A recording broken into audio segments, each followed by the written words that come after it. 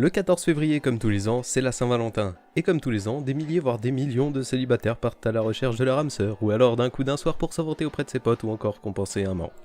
Et depuis maintenant plusieurs années, je me dis que la plateforme YouTube prend de l'âge et évolue, même si c'est pas forcément pour le mieux. Alors pourquoi je vous dis tout ça? Parce que le Survel, comme chaque année, il passe sa Saint-Valentin tout seul comme un con à traîner sur internet ou à faire ses carnages online. Donc tous les téléfilms romantiques qui cassent les testicules à cette époque de l'année, on s'en fout. Et cette fois j'ai décidé de faire le tour des bandes annonces de ce début d'année, et de voir ce qui est intéressant concernant cette belle année qui se profile. Ou peut-être sera-t-elle terrible. Je préfère pas le savoir en fait. Vous l'avez vu dans le titre parce que vous êtes pas trop con, j'ai trouvé quelque chose d'intéressant. Et si vous êtes sur cette vidéo, vous avez déjà probablement eu l'information. Un film live Détective Pikachu. Un film dont beaucoup ont rêvé étant petit. Mais est-ce que ça valait vraiment la peine de l'espérer? Ça, j'en suis pas sûr à 100%. En 2016, j'attendais beaucoup du film Suicide Squad, un film avec Harley Quinn, bordel de merde. Et le retour d'un potentiel bon Joker. Bah j'ai été très déçu par le vide que représentait ce film dans le portefeuille. Oh, I'm not gonna kill you. I'm just gonna hurt you. Really, really bad. Kiss my ass. D'accord, faisons comme ça. Ravi de t'avoir revu, l'ami.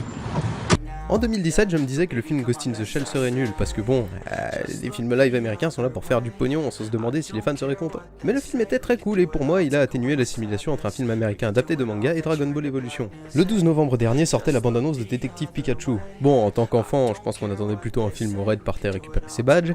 Apparemment, il ne faut pas désespérer puisque Legendary Pictures prévoirait déjà un succès pour ce film et permettrait ainsi la mise en place de 2 autres films live basés sur Pokémon rouge et bleu. C'est quand même misé haut pour une licence aussi peu connue, hein. C'est vrai que ce qui manquait à Pokémon après avoir dominé sur les consoles portables, sur les consoles de salon, sur les téléphones, les MMO, les mangas, les animés, voire même l'art en général, Pokémon avait absolument besoin d'un nouveau support pour faire du fric. Après cette intro probablement plus longue que le sujet en lui-même, la bande-annonce. Après 5 ans de développement, le jeu est arrivé entre les mains du public européen. Quoi? Il est sorti début 2016 sur le sol nippon? Pourquoi il a mis 2 ans à arriver chez nous? Il a fait la traversée à la nage? Ce jeu est un épisode hors série de la licence et il a été plus ou moins bien accueilli. Et perso, je vois ce jeu comme un professeur Layton, mais avec Pikachu à la place de Luke. Et un enfant à la place de Layton. Un peu bizarre du coup. La bande-annonce commence donc avec un plan très beau de...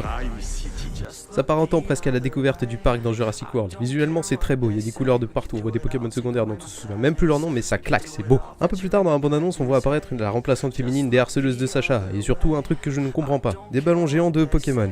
Si on faisait la même chose en vrai ce serait très étrange, on n'affiche pas nos monstres partout nous.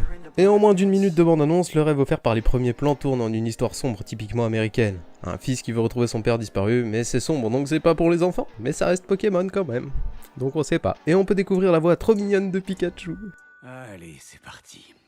Je sais que tu peux pas comprendre ce que je dis, mais pose ton agrafeuse ou sinon, je vais t'électrocuter. Donc le faire parler c'était pas suffisant, il fallait mettre un acteur connu comme pour Rocket et Groot des Gardiens de la Galaxie. Après il y a l'air d'y avoir des blagues, en doudou qui fait s'endormir quelqu'un dans un bar louche et sombre, des combats de coqs potentiellement illégaux et dangereux, et pour la première fois j'ai l'impression que le danger d'être dresseur pour amuser la galerie n'est pas oublié, quand tu vois la nécessité de mettre Dracofeu en cage, il a l'air de mettre le feu au cul. J'ai même remarqué que les plans qui incluent Psychoquack peuvent être sérieux, mais je vois qu'un seul truc dans son regard. Il est déchiré, du coup c'est bien fait, mais il valait mieux ne pas le mettre. Vraiment si c'est juste pour alléger la tension dans certaines scènes, comme ça risque de se produire, un peu comme un Jar Jar Binks. Franchement je sais pas si je veux voir ce regard en boucle. Puis on a un enchaînement d'effets visuels bien réussis et fin de la bande-annonce.